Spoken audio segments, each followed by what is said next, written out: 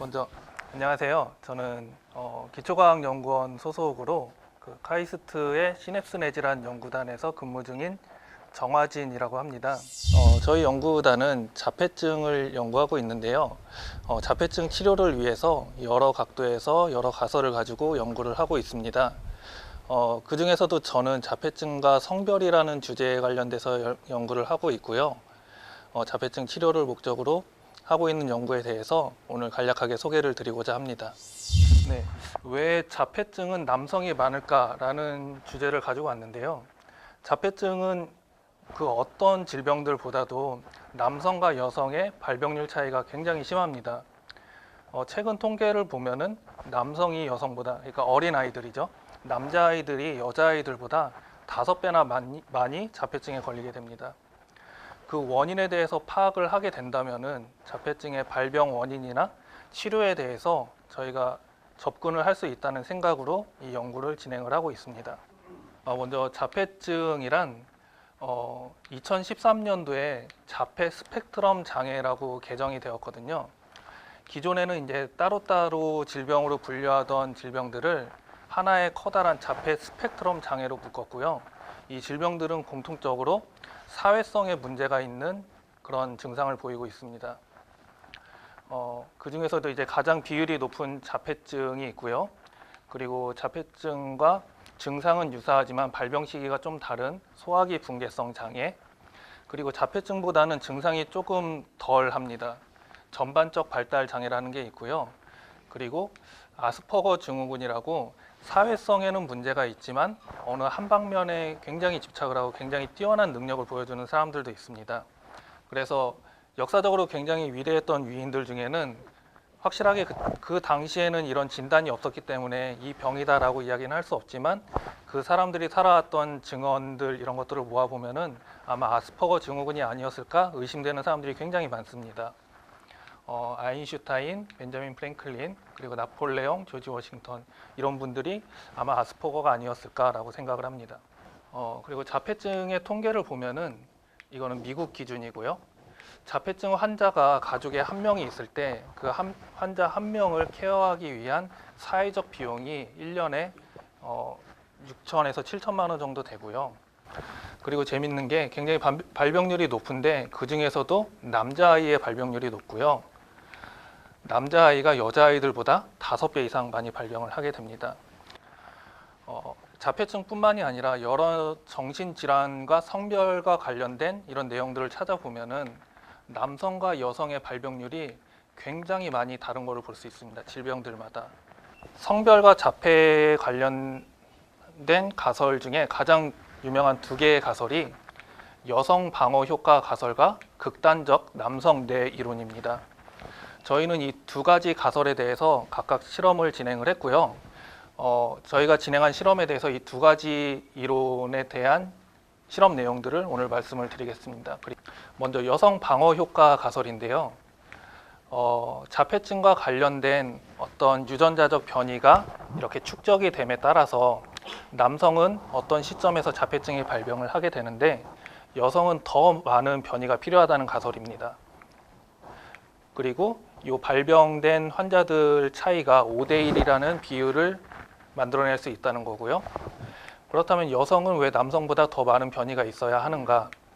이 차이, 발병 시점의 차이 간에 어떤 그 여성만이 가지고 있는 자폐를 방어하는 기작이 있을 거다라고 생각을 하고 있습니다. 그게 첫 번째 가설이고요. 그리고 2번째는 극단적 남성 뇌 이론입니다. 이 극단적 남성 뇌 이론은 남성의 뇌와 여성의 뇌가 처음부터 다르다입니다. 다르다부터 출발을 하게 됩니다.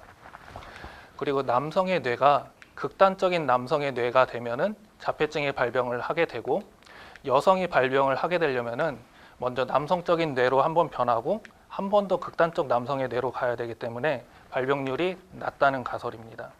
그래서 저희가 처음으로 이제 연구한 여성 방어 효과 가설에 대해서 말씀을 드리겠습니다. 이러한 가설은 그 차세대 염기서열 시퀀싱이라는 기술이 발달을 하면서 환자들의 유전자적 정보가 많이 축적이 되면서 그 데이터를 토대로 만들어진 가설입니다.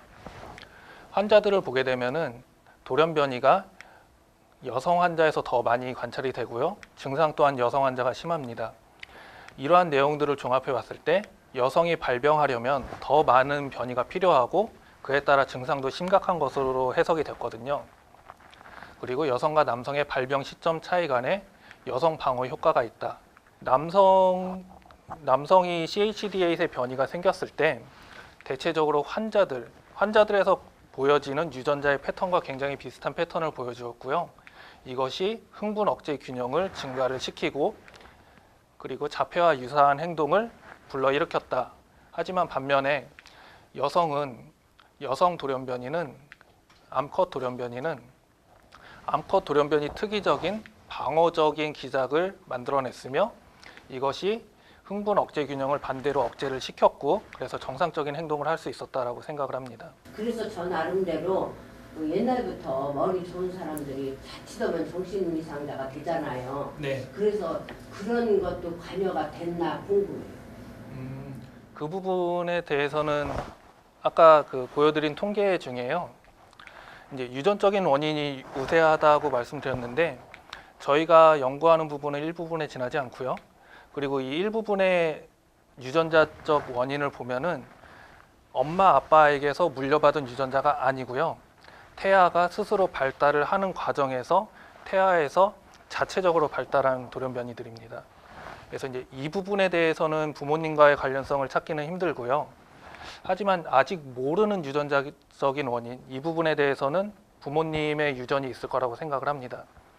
이어서 처음에 말씀드렸다시피 이제 두 개의 큰 가설이 있는데 두 번째는 극단적 남성뇌 이론입니다. 극단적 남성뇌 이론은 이 영국에 계신 훌륭하신 분인데 이분이 2000년대 초반에 이제 컨셉만 이렇게 발표를 했습니다.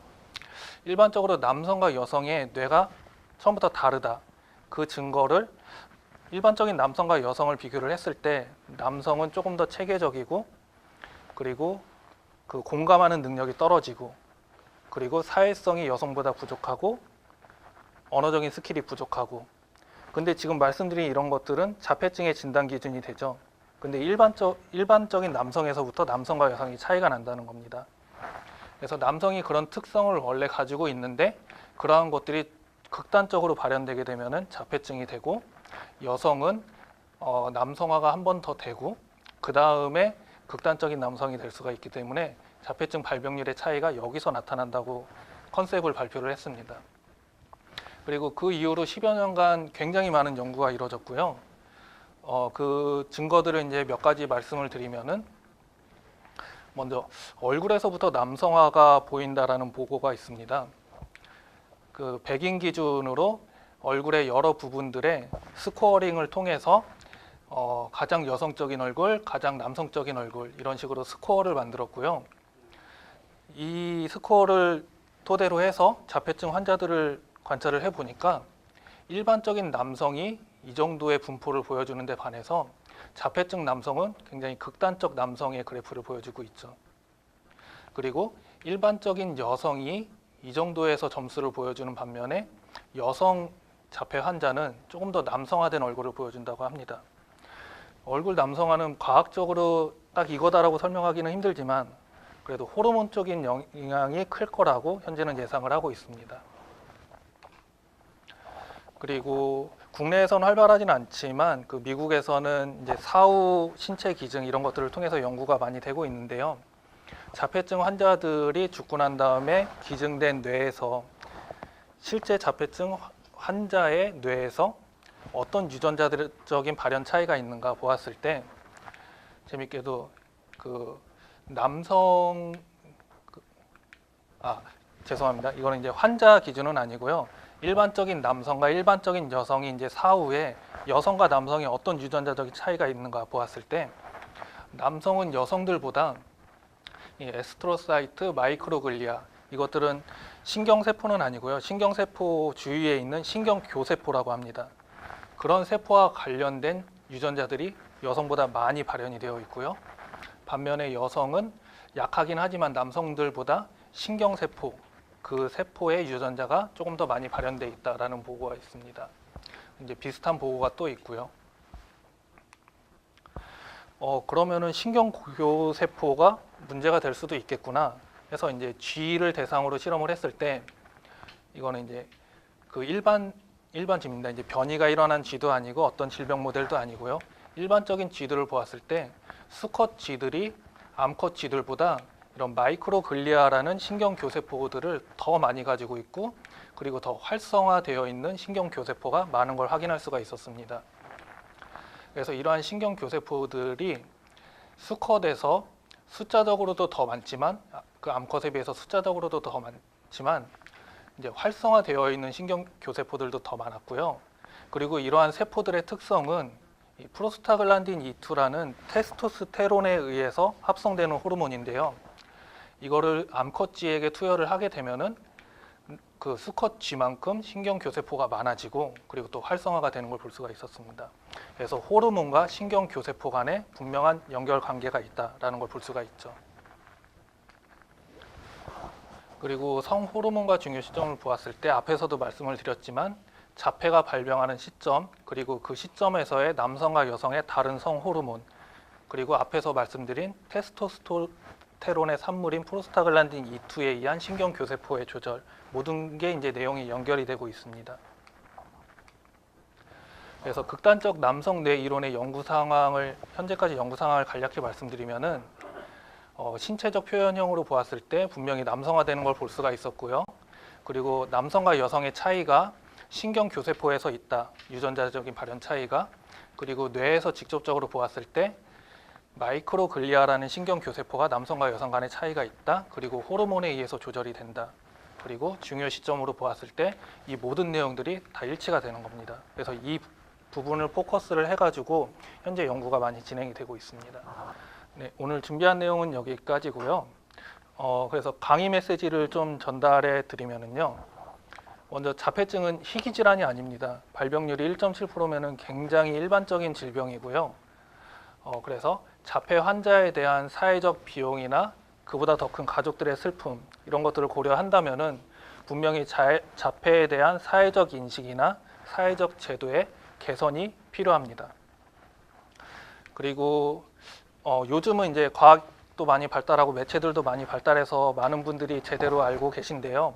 그래도 아직도 부모의 케어가 잘못되어서 아이가 그렇게 생겼다라고 생각하시는 분들도 사실 많이 있어요.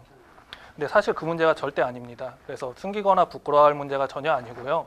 그리고 부모에 대한 비난 같은 것도 잘못된 상식에서 비롯된 겁니다. 저희 인식의 개선이 필요합니다. 그리고 유전자 또는 환경이 원인이라고 말씀을 드렸는데요. 그냥 요것만 딱 말씀드리면 이것도 부모의 책임 아니냐 이렇게 생각하실 텐데 실제로는 부모에게서 물려받은 유전자가 아닌 태아 스스로 변이가 일어난 유전자들 이것들이 문제가 되는 거고요. 그리고 임신 기간 중에 감염이나 중독, 영양 이런 문제들이 기여를 할 수 있기 때문에 부모님들의 책임이 아니라는 거 분명히 알아두셨으면 좋겠습니다. 그리고 이러한 질병에 대해서 치료 약물조차 하나 제대로 제시하고 있지 못하다는 과학자들이 많은 책임을 공감을 하고 있고요. 곧 치료 방법이 나올 거라고 기대를 하고 있습니다. 그래서 현재 이제 자폐 부모님들께서는 조금 힘드시겠지만 현재 할 수 있는 최선은 행동요법이라고 생각이 되고요. 아직 검증되지 않은 비과학적 요법들도 많이 만연해 있는 걸로 알고 있습니다. 이런 부분들을 조금 조심하면서 조금 더 인내를 갖고 기다려 주셔야 되지 않을까라고 생각합니다. 네, 이상으로 강의를 마치겠습니다. 감사합니다. 감사합니다.